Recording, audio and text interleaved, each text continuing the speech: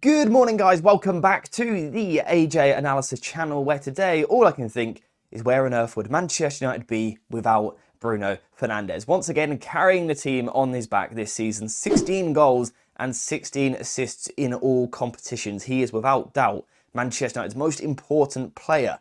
But weirdly enough, there is actually a question mark over his future. Not should he stay at the club or does he deserve to play? Of course he does.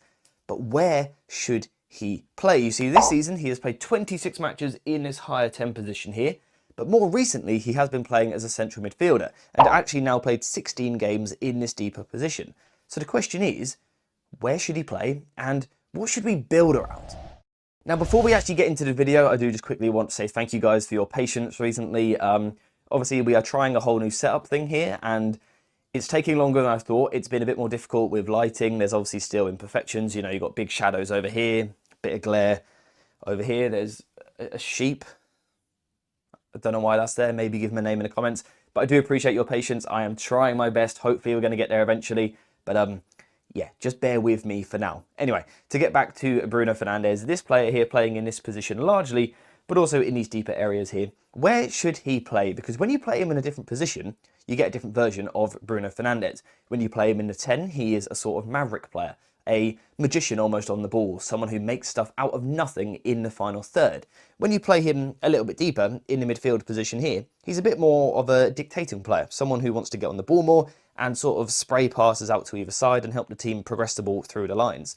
So depending on where you play Bruno Fernandes, you get a different player. So I guess the question is, which version of Bruno do you want to build around? Now, we'll start off with Bruno in the 10 position, because I think this is where you think of Bruno. You think of him as a more advanced attacking player. One of the reasons for that is because he is ridiculous when he plays up in these positions. You can see his goal map since he has been at Manchester United. This is a player, in theory, you want to get into the final third, right? Because he's one of the only players at the club that actually scores goals. You can see in the goal map where those goals are coming from. You need to get him high if you want him in those positions. So that's one reason why Bruno should probably play as a 10. Another reason is because of his elite creativity, his ability to see a pass which no one else can see, and also execute the pass. So we're talking about when the opposition are nice and deep in their defensive shape here. Bruno Fernandes has this amazing ability to make something happen from this zone out of literally nothing. And at the end of the day, that is sort of priceless, right? That's what you're always looking for in football, someone who can break a game. Bruno Fernandes is that. When we're talking about game breakers, we're talking about players taking the ball in these positions here where it looks impossible, right? Let's say the opposition are in a nice compact defensive shape like this. It looks impossible for your team to create something here. When you've got a game breaker like Bruno, though, in this high position, he makes the impossible look possible, and he finds these passes in behind the defence for a striker to run onto. Or maybe he's going to take it himself and he's going to bend it into the top corner, or he's going to play a little reverse ball for the striker to run onto. Bruno Fernandes, when he plays high up the pitch, he makes something happen. But I also think tactically he opens up different solutions for United as well. We know that under Ruben Amorim, we play in this sort of 3-4-3 or 3-4-2-1, whatever you want to call it. But this is the shape that we play in. And there has been criticism over the fact that United only have 2 central midfielders. However, when you play Bruno Fernandes in the left 10, he does offer you something extra, because he can drop a little bit deeper. You can see in his pass map when he plays in the left 10, he's not just high in the final third up this end, he is also dropping into this extra space. And in terms of tactically, that does give United the license to change and to move into different shapes. So when Bruno is playing this position here, and then dropping deeper to get on the ball, now perhaps the inside forward on the other side can go a little bit higher. And you can almost form a bit of a front two. Maybe when Bruno drops deeper, the wing back can go a little bit higher. And we've seen that in recent weeks with Patrick Dorgu going down the left-hand side. Bruno playing this high position, being given freedom, you know, you can see in his heat map, given that license to roam into different positions, to get on the ball, and that makes a lot of sense because Bruno Fernandes is a very good footballer. Why not just give him the license to do whatever he wants, and you can do that by playing him in the 10. However, there is also a big argument for the midfield role. So I guess the main argument for playing Bruno Fernandes in this slightly deeper midfield position is actually a pretty obvious one. If you play him deeper, he's probably got a little bit more time on the ball, but more importantly, he's going to get more of the ball. So you take Bruno Fernandes, the best player at the club, rather than playing him up here where it's tight sometimes and quite difficult, you move him a little bit deeper where he's got more time and he's going to get more touches of the ball. A good player having more touches, more influence, is probably a good idea, right? It's good for Bruno Fernandes to be in this position because he gets more touches. You can see in the touch map here when he plays in this position, much more involved in the game. When you play higher up in this area here, it's easy to drift out of a game. If the deeper players are doing a bad job of progressing the ball in these areas, Bruno Fernandes up here never actually touches it. Whereas when he plays in a deeper midfield position, Bruno is one of those players who he'll go ask for the ball anywhere. He may not be a press-resistant player as such, but he will take the ball in any situation and try and make something happen. You know, he's not someone to shy away from the ball. He's always trying to make himself available for this pass. He's trying to move off the back of the opposition to try and get on the ball. Bruno will always bring you that. And when he plays in a double pivot, you open up the potential for him to have more touches. The only problem with this is where he's having the touches has to be a little bit more disciplined. When he was playing up in a 10 position, he had that license to roam across the pitch.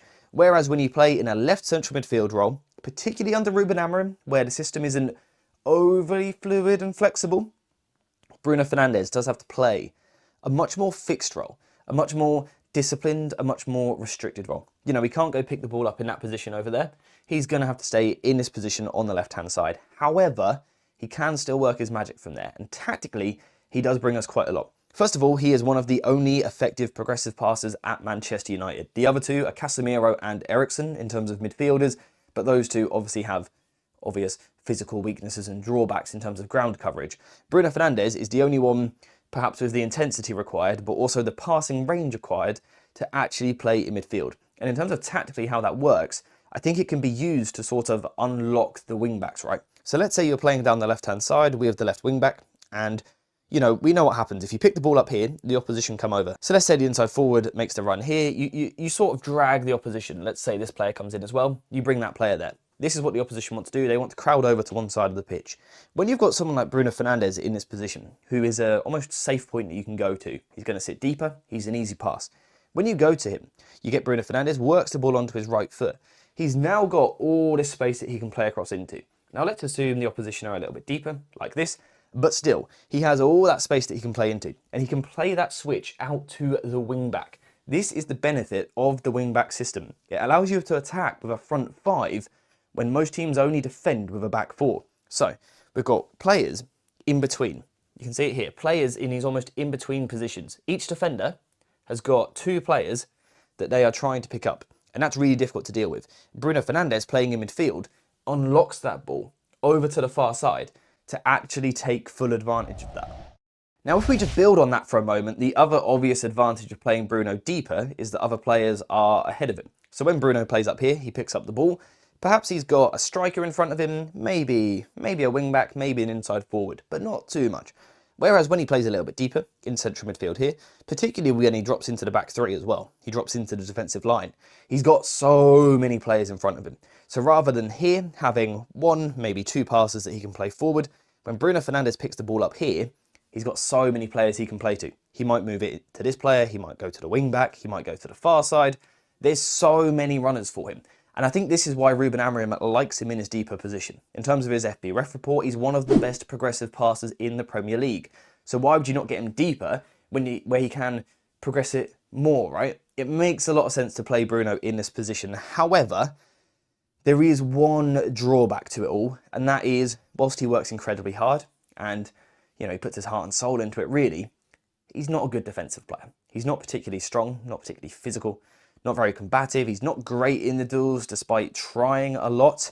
Is he potentially, in the biggest moments in these positions here, a defensive liability? That is the big problem with Bruno Fernandes in this position. The other is that he's not up here scoring goals. And again, United lack players that actually score goals. So moving Bruno Fernandes away from goal seems like a bit of a problem. So the question at the start, what Bruno do you build around? Do you build around that maverick magician, number 10? Or do you build around this dictating, progressive central midfielder? Well, I'm going to sit on the fence. And I'm going to say you build around both / you build around neither of them. I think what you do with Bruno Fernandes is you don't restrict him to one position. I think when you've got a player that is so good and clearly the best player at your club, you don't have to fix him to one role, particularly when he is so versatile. He can comfortably play these two positions to a very high level. If I was Ruben Amorim and, you know, Ineos, the squad builders, the way that I would be looking at this is you have two versions of Bruno, so let's use two versions of Bruno. So in certain games, when you are playing against a team that are going to sit really deep, where United are going to dominate the ball, opposition are going to park the bus, you know, lots of players behind the ball in these areas. I think that's when you can play Bruno Fernandes in this deeper role, because you get creativity from outside of the block. So the opposition are really deep. Bruno can get time here, and he's got that passing range to, let's move the ball instead, to find someone in the final third. He can go into those areas from this deeper position where he's got more time. Bruno suits those games. However, let's say you're playing against a Newcastle or a Manchester City or a Liverpool with more intense midfields. Bruno suddenly becomes a bit of a problem. So I think in those games what you do is you just move him into this higher position. Perhaps here you sign a tall, combative ball winner. So you could have, let's say, Ugarte in this position here, another good, strong ball carrier next to him, and then Bruno Fernandes can play this higher role. I think that is the way that I would do it. So I would recruit a sort of strong ball carrying number 10 to try and mask some of Bruno's weaknesses in the final third. But I would also sign a big, strong, combative central midfielder to partner Bruno Fernandes on occasion in those games where he just struggles a little bit defensively. That is the plan that I would take. That is what I would do going forward. I wouldn't fix Bruno Fernandes to one position. I would change his position depending on the game, because I think he is one of those rare players in football who you don't have to put in one position for him to excel. Give him the freedom to change from game to game. We want to dominate, we want to break down a block, get Bruno Fernandes deep and use that passing range. Suddenly we're playing against a big team where there's a bit more space to attack. Let's get Bruno Fernandes a little bit higher where he can play that killer pass. That for me is how you build around this man here, Bruno Fernandes. But how would you do it? What would you do with Bruno? Would you play him high? Would you play him deep? Or would you change it on a game-to-game basis? Let me know what you think in the comments down below. And also, if you've got any suggestions or tips on how to improve the setup, please let me know, because I need some help. But apart from that, I think we're finished for today. So thank you guys very much for watching. I hope you have enjoyed this video. And as always, I'll see you in the next one.